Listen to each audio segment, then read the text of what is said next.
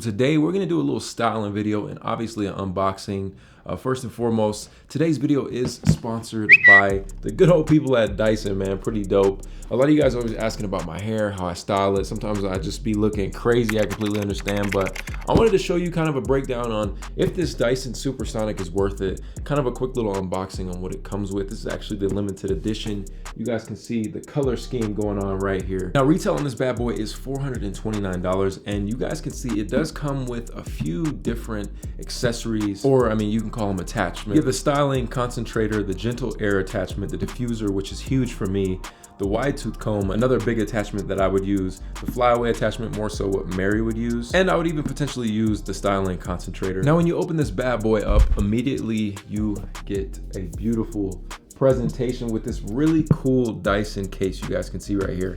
Now, I already took the Dyson out of the box, but it comes like this. I put all the attachments and the different accessories in here just so you guys can see how they look. In my opinion, this is definitely one of those buy once, cry once blow dryers. I really think anyone who's looking for a blow dryer in the market for one, you just splurge on this and you definitely won't regret it. You can see I have the diffuser actually already on there, but it's magnetic, which, how dope is that? This is my first pretty expensive blow dryer, and I'm gonna tell you, as soon as I put that on, I was like, oh wait, like I think that's really cool. It does offer no extreme heat, which if you guys know, you shouldn't be drying your hair with extreme heat. That's the worst possible thing that you can do for yourself. And the thing that I really like about this is the fact that I can use it and Mary can use it. It's just versatile for every type of hair.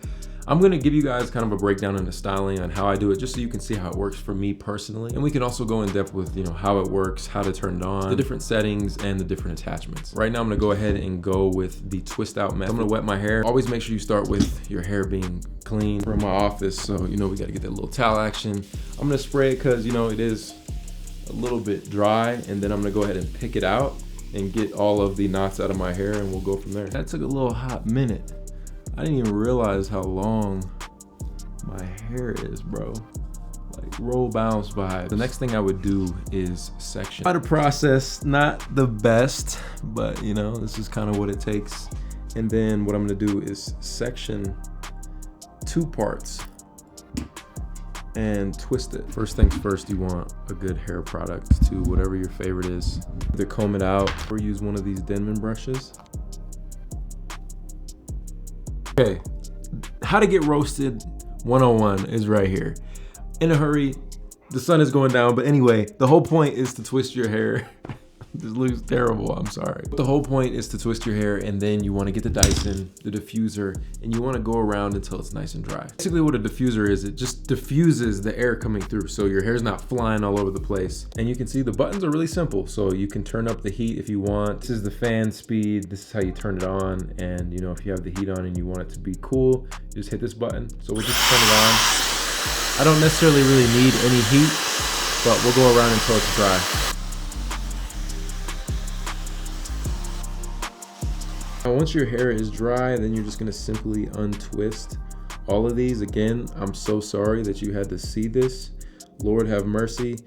We wanted to try something a little bit different, bro. I need to learn how to properly, essentially, twist my own hair. But yeah, I'm just gonna untwist all of these.